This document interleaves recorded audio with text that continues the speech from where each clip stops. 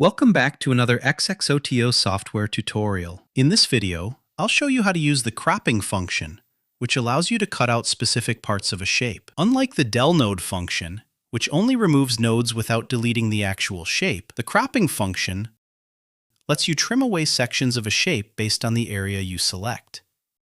How to use the cropping function. 1. Click and hold the left mouse button to select the shape you want to crop. 2.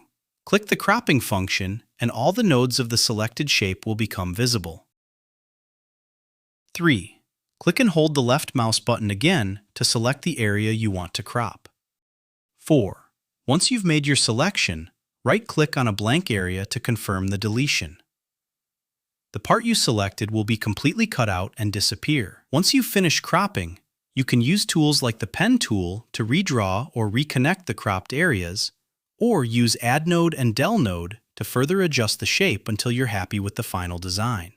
And that's how you use the cropping function to refine your designs by trimming unwanted sections. Keep exploring the tools available in XXOTO software, and be sure to check out our other tutorials for more tips and techniques. Thanks for watching.